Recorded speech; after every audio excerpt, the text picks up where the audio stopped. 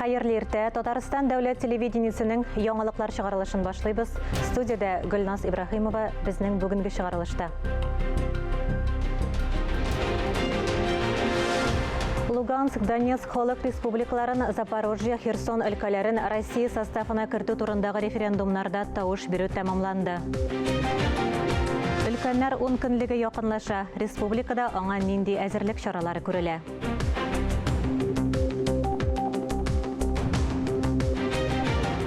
Халыкка багышланган гомер. Камал театрында Татарстанның халык шагыйре Разил Вәлиевнең иҗат кичәсе узды.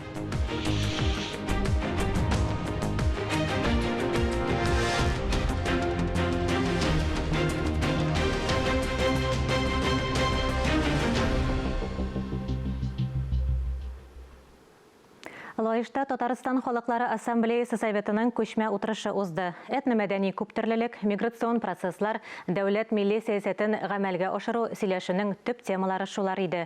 Лаиш халкы якташлары күренекле дип, Россиянең беренче юстиция министры Гавриил Державин белән хаклы рәвештә горурлана.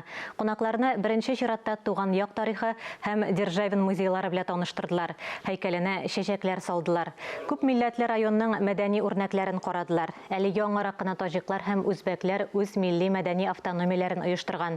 Фәрит Мөхәммәтшин төрле милләт вәкилләренең Ак Калфак оешмасының эшчәнлеген, рус мәдәниятенең каравон, шулай ук Сабантуй һәм Нәүрүз бәйрәмнәрен күркәм узуын билгеләп үтте. Халык белән очрашырга кирәк. Менә үзебезнең хөкүмәт әгъзалары, депутатлар төрле уровеньда да алар халык белән очрашып, менә шушы ситуацияны аңлатканнан соң, халык менә бүген Лаиш районында халык белән очраштык. Халык аңлый. Авыр замана, ләкин әтиләр, бабайлар андый авыр заманаларны башлардан үткәргәннәр. Республикада жылыту сезоны башланды. Казан, Чаллы, Түбән һәм Кама һәм башка шәһәрләрдәге торак йортларга жылылык бирелде. Казанда 400-дән артык социаль объект, балалар бакчалары, мәктәпләр, хастаханәләр жылытыла. Көннәр чагыштырмача эссе тору сәбәпле торак фондны бер кадәр соңарып жылыта башладылар. Фатирларны жылытуга бәйле сораулар килеп чыкса, кайнар линия телефоннарына шалтыратырга мөмкин. Алар экранда күрсәтелгән. Шулай ук торак коммуналь хуҗалыгы комитетында, Открытая Казань системасында һәм районнар хакимиятләрендә дә аңлатмалар бирәләр. Луганск һәм Донецк халык республикаларын, шулай ук Запорожье һәм Херсон өлкәләрен Россия составына кертү турындагы референдумнарда тавыш бирү тәмамланды. Анда әлеге төбәкләрдән Татарстанга эвакуацияләнгән кешеләр дә актив катнашты. Мариупольдән Ирина Зензерова белән 8 яшьлек кызына 1 апрельдә Казанда яңа тормыш башланды. Референдум аларга яшәүләрен яхшы якка үзгәртү өчен мөһим вакыйга булды. Иминлек хакына тавыш бирделәр. Хотим мира.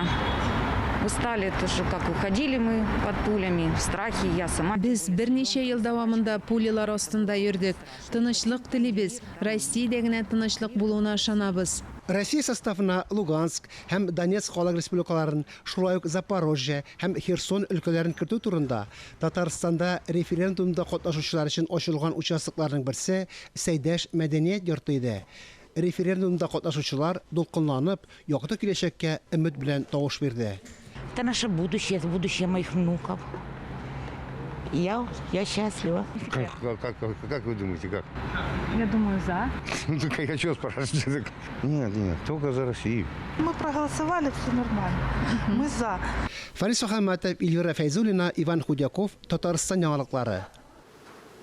Теманы дәвам итеп, Татарстан мөселманнары диния нәзарәте республикадан махсус хәрби операцияга китүчеләргә ярдәм йөзеннән акча җыю турында игълан итте.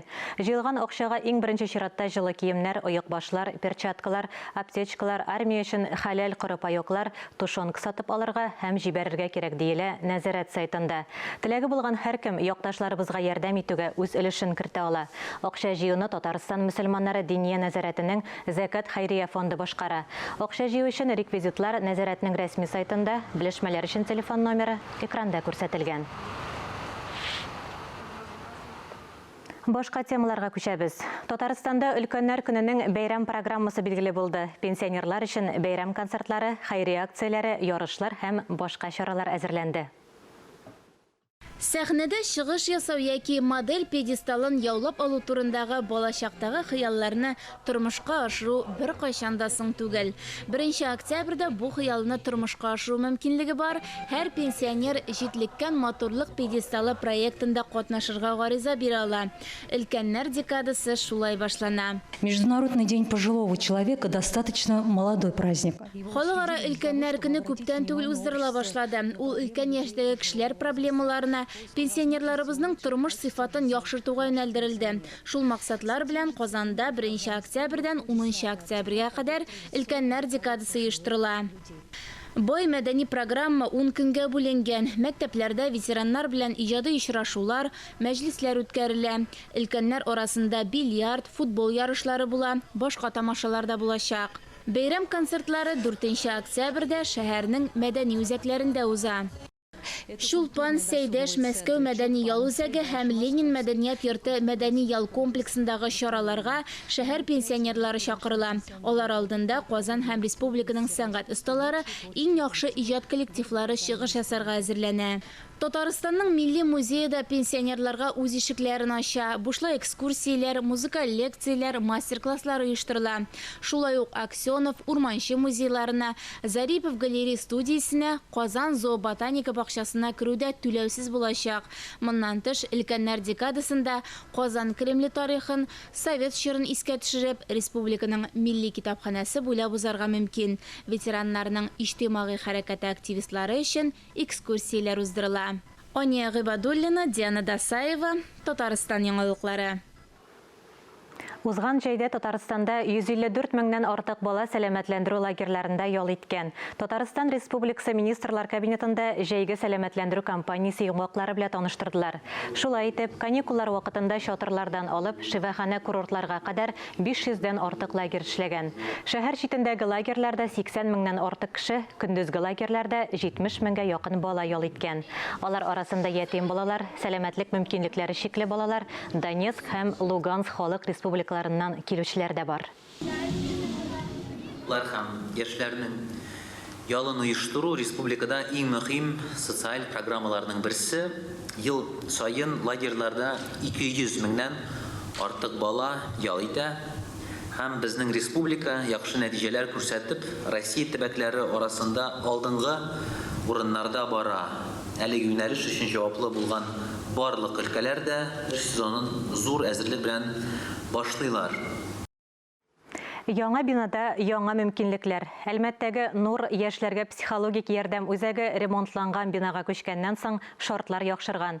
Белгечләр заманча алымнарны кулланып бушлай дәресләр үткәрә. Студентлар тавыш терапиясе сеансларында бик теләп катнаша. Кәефләре күтәренке, шунлыктан алар дәрес өчен барабан сайлый. Тыныч шартлар өчен исә гадәти булмаган глюкофон бар. Нур үзәгендәге әлеге бүлмә Яна Городничнаның яратып шөгыльләнә торган бүлмәсе. Кыз педагогларга үз проблемалары, кичерешләре турында сөйләгәнче, иң беренче чиратта күңелеңә хуш килердәй шөгыль табырга кирәк дип саный. Ичке кичерешләрдән барысына шыгып сөйләмәскә, бар серләрне дә ачып салмаска кирәк. Яраткан шөгыль тынычландыра. Шуннан соң гына киңәш сораулар белән белгечләргә мөрәҗәгать итәргә кирәк. Белгечләр кешеләрнең эчке дөньясын сәнгать терапиясе аша өйрәнә.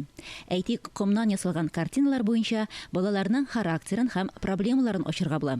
Психологлар диагноз куймый, шулай да катлаулы хәлләрне аңларга яки төрле сорауларга җавап табырга булыша. 14 яшьтән 35 яшькә кадәрге яшьләр буш вакытларын үзәктә үткәреп, психолог белән киңәшләшә ала.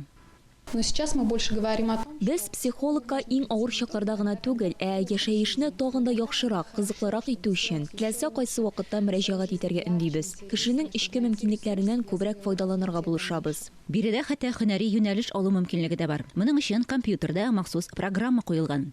Элек үзәк Дуслык яшүсмерләр клубы базасында урнашкан иде, реконструкцияләнгән бинада белгечләргә эшләү мөмкинлеге тагын да арткан. У нас на сегодняшний день подростки самостоятельно звонят и записываются на прием. Яшүсмерләр мөстәкыйль рәвештә психологка мөрәҗәгать итә. Күп кенә ата-аналар гаилә форматында психолог хезмәтләренә йөрергә әзер. Без мәктәптә укучы яшүсмерләр өчен осталык дәресләрен дә үткәрәбез. Нур үзәгендә сәнгать терапиясын уздыру өчен барлык шартларның да булуы бирегә килүчеләрне аеруча нык җәлеп итә. Иҗади дәресләр киеренкелекне киметә, кәефне күтәрә. Димәк, килеп чыккан кыенлыкларны җиңеп чыгу монда бик үк зур авырлыклар тудырмый. Шулпан Әмирей, Рената Столярова, Динар Минхаҗев, Татарстан яңалыклары, Әлмәт районы. Яшел Үзән районында торак йортлар төзүдә заманча технологияләрне кулланалар. Шуларның бер алымы йортларны 3D инновацион технологиясе буенча салу. Аның нинди үзенчәлекләре, өстенлекләре бар, хәбәрчебез кызыксынды. Кызылъяр авылында яңа алым кулланып торак комплексы төзиләр. Ул яңа HD технологиясе ярдәмендә салына. Комплекста заманча коттеджлар булыр дип көтелә. Иң әүвәл йортларның проектын билгелиләр. Моның өчен HD моделен программага кертәләр, дизайн катламнары әзерләнә. Йорт дивары өелгәч, контурлар арасындагы бушлыкны күбек бетон катнашмасы белән тутыралар. 23 минут слой 1 полностью печатается контур. Төп диварларның эчке һәм тышкы контурлары HD алымы белән салына. Моңа күп вакыт кирәкми. Эске як диварны куруга күбрәк вакыт китә. Бу алым төзүчеләргә эшне бермә-бер җиңеләйтә. Эшче бригада нибары 2 кешедән программаны башлап җибәрүче һәм сыйфатны күзәтүчедән тора. Мондый технология ярдәмендә йортны кору өчен 10-12 көн генә кирәк, ә җитештерү калдыклары юк диярлек. Эта технология позволяет достаточно короткие сроки. Заманча яңа технологияләр кыска вакытта аз кул көчен кулланып йорт диварларын торгызырга булыша. Бу үз чиратында коммуникация системаларын таштыруны да тизәтә. Шулай итеп, йортны тулысынча сафка бастыру вакыты кими, бу чыгымнарны да киметә. HD алымын кулланып салынган йортлар гадәти йортлардан аерылып тормый. Алия Галиуллина, Диана Дасаева, Ири Хамидуллин, Татарстан яңалыклары. Берничә минуттан соң игътибарыгызга актуаль әңгәмә тәкъдим итәрбез. Студиябыз кунагы Татарстан Республикасы Хезмәт, халыкны эш белән тәэмин итү һәм социаль яклау министры Эльмира Зарипова. Бездән аерылмагыз.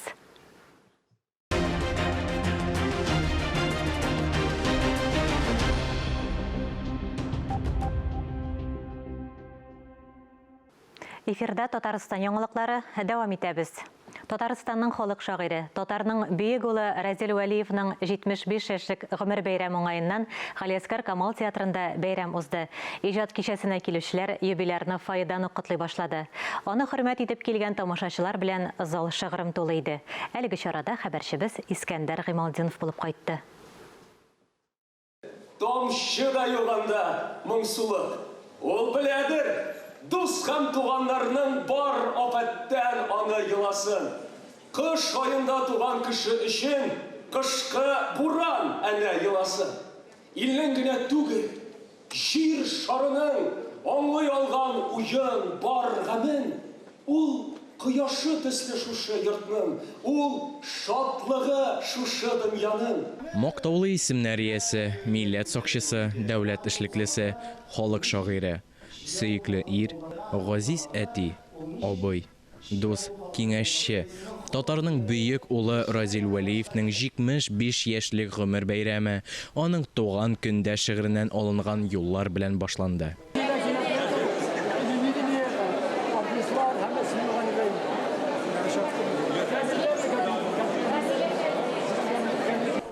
Гомән Разил абый адресына бәйрәм кичәсендә бик күп мактау һәм рәхмәт сүзләре әйтелде.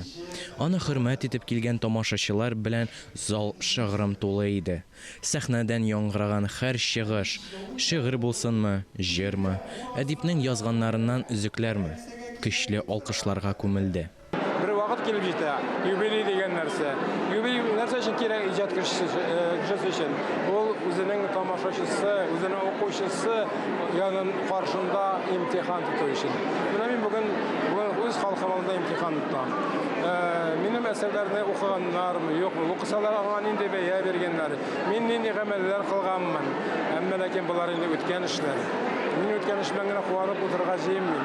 Менә мин бүген берсенә әйткәнемчә үткәннәргә эшләгән гамәлләрне имтихан тотсам, икенчедән мин киләчәгем турында уйлыйм. Үткәнне мин аны үзгәртә алмыйм. Үткән язылган. Чараның хөрмәтле кунагы Разил Вәлиев белән күп еллар дәвамында бергә дәүләт советында эшләгән. Татарстан дәүләт советы рәисе Фәрит Мөхәммәтшин язучылар, сәясәтчеләр арасында да теле, үткерлеге, тапкырлыгы белән республика тормышында тирән эз калдырган шәхес булуын кабат-кабат әйтте. Разил, рәхмәт сиңа. Бер дә кырыйга сукмадың, бардың, аунаттың. дәлилләдең һәм үзебезнең татар телебезне саклап калырга дигән ният белән эшләгән эшләрегез бүгенге көндә менә комиссия да төзелде, Марат Готович комиссиясе, минем урынбасары, менә башкалар, мәктәпләр, мәдәният министрлыгы бу мәсьәләгә борылдылар, икенче караш. Кичкенәдән үк якты хыяллар, матур планнар белән яшәгән гади генә авыл баласын бүген татар халкы зурлады. Радил абый бөтен татар халкында киң кырлы, билгеле кеше. Ул әлбәттә беренче чиратта безнең өчен шагыйрь, язучы, драматург, балалар язучысы, публицист. Һәм инде шулай ук безнең ничә еллар буе милләтебезгә хезмәт иткән сәясәтче, иҗтимагый эшлекле, җәмәгать эшлеклесе. Минем буын өчен ул бигрәк тә менә шушы язучы буларак кадерле.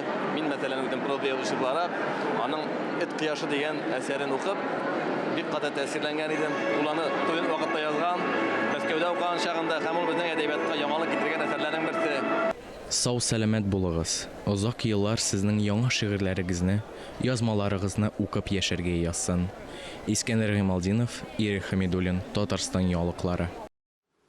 1 октябрьдә республикада традицион өлкәннәр 10 көнлеге башлана. Бу көннәрдә өлкәннәр өчен күп төрле чаралар оештырыла.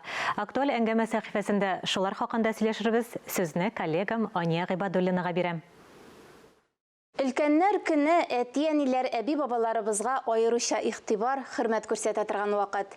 Шул турда сөйләшү өчен без бүген студиягә Татарстан хезмәт, мәшгульлек һәм социаль яклау министры Илмира Зарипованы чакырдык. Исәнмесез? Исәнмесез. Бүгенге көндә республикабызда өлкән кешеләрнең саны нинди? Ул артуга таба барамы? Дөрестән дә безнең өчен 1 октябрь календарьда ул өлкәннәр бөтен ил күләм халыкара өлкәннәр көне дип билгеләнгән. Безнең республикабызда һәр 4нче кеше ул өлкән кеше. Аларның саны 914 мең. Һәм алар арасында быел 157 кеше үзенең 100 еллык юбилеен үтте. Әйтик, алар арасында иң өлкән хатын кызыбызга 107 яшь. Ул безнең Зәй районында яши. Иң өлкән Иратка 102 яшь. Ул Питрәштә яши. Нинди тенденция күзәтелә? Елдан ел күбәя.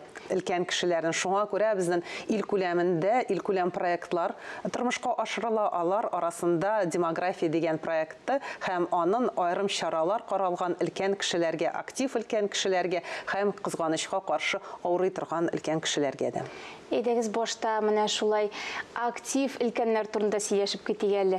Алар өчен нинди чаралар үткәрелә? Безнең республикабызда 2007 елдан безнең президентыбыз Рөстәм Нургалиевич Миңнеханов карары буенча аерым интернет долголетие дигән проект ашырыла һәм ул проект аша 80 меңнән артык өлкән кешеләребез компьютер технологиян өйрәнделәр. Инде быел университетның 3нче возраст дигән проекты, ул проект буенча 19 төрле чаралар өлкән кешеләргә. Алар бүген безнең тарихны өйрәнәләр, анарсын компьютер технологияларны өйрәнәләр. Ничек үзен карарга һәм инде әйтәләр, менә пенсиядә ул шундый кызыклы тормыш башлана гына дип. Әйтик, безнең Казанда жизнелюб дигән проекты Әлмәт районында һәм һәр муниципаль районда өлкән кешеләргә, актив өлкән кешеләргә төрле чаралар каралган һәм алар үзләрен пенсияга чыккач та таба алалар. Димәк, мәдәни һәм спорт чаралары да кызыклы бит инде аларга, яме? Менә республикабызда уза торган спартакиадада 3000ннән артык өлкән кешеләр катнаша. Аларга волонтерлар ярдәм итәме? Безнең республикабызда яшьләр арасында бик күп волонтерлар һәм өлкән кешеләр арасында да, актив өлкән кешеләр арасында да серебряный волонтеры дигән бер аерым проект бар. Алар бер-берсенә үзләре ярдәм күрсәтәләр. Менә бу буыннар арасындагы бәйләнешне ныгыту эшендә үткәрелә бит инде бу чаралар, әйеме? Дөрестән дә менә әйтик, безнең республикабызның ветераннар советы быел 35 еллык юбилеен үткәрде һәм аларда шундый бер бар проект Балкыш дигән Балкыш фестивале, анда җырны ярата торган, бии торган өлкәннәр катнаша. Алар арасында алар инде меңләп бөтен республикабызда, авылларыбызда һәм без беләбез, менә өлкән кешенең психологик яктан да шундый актив булу өчен аңа кирәк төрле буыннар белән аралашырга. Шуңа күрә алар балалар белән төрле ниндидер чаралар үткәрәләр. Безнең мәктәпләргә җөриләр, үзенең тормышлары турында сөйлиләр һәм аларның тормышы безнең балалар өчен зур үрнәк булып тора. Аларның тормышка караулары, аларның хезмәтне ярату, туган илнең хөрмәтләү ярату балалар өчен зур үрнәк һәм без шундый вакыйгаларны бик яратып уздырабыз. Сер түгел, өлкән буын кешеләре шулай да ватанпәрвәрлек хисләре белән тәрбияләнгән, әйеме? Менә алар безнең яшь буынга тәҗрибәдә уртаклашалар, үрнәктә күрсәтәләр, бит. Дөрестән дә алар мәктәпләргә чыгалар һәм үзенең тормышлары турында сөйлиләр һәм балалар белән аралашалар. Әйтик, безнең менә 26 интернат бар республикабызда. Ул интернатларга анда ялгыз яши торган кешеләр, күбрәк яши инвалидлар һәм аларның туганнары да юк, балалары да юк. Менә шул интернатларга ул балалар килеп, алар үзенең баласы кебек, үзенең оныгы кебек күрә һәм алар ул балаларны үз баласы дип күрә, үз оныгы дип күрә һәм алар белән уртак чаралар үткәрә. Сер түгел, өлкән кешеләрнең сәламәтлекләрен ныграк кайгыртырга кирәк. Шул юнәлештә нинди чаралар күрәсез? Менә шундый категория өчен ул озак вакытлы карау дигән системасы безнең республикабызда эшләп бара һәм ул системада 6000 якын өлкән кешеләр катнаша. Аларның берничә авыр диагнозлары бар һәм без аларга сиделкаларны, социаль ярдәмчелекне күрсәтәбез медицина ягыннан һәм шул эштә төрле медицина үзәкләре катнаша. Әйтик, ил күләм проекты демография буенча безнең республикабызга 43 автомобиль бирелде һәм без бу машиналар белән өлкән кешеләрне, 65 яшьтән узган кешеләрне, бигрәк тә авыл җирендә яши торган өлкән кешеләребезне хастаханәләргә алып барабыз. Әйтик, менә авылда яши торган кеше, өлкән кеше, ул бит әллә нинди нәрсәсе авырмаса, хастаханәгә җөрми дә, больницага да бармый. Ә менә без инде бу планлаштырып диспансеризацияларга, ковид вакытында вакцинацияны, ревакцинацияны уздыру өчен шул өлкән кешеләрне алып барадыр.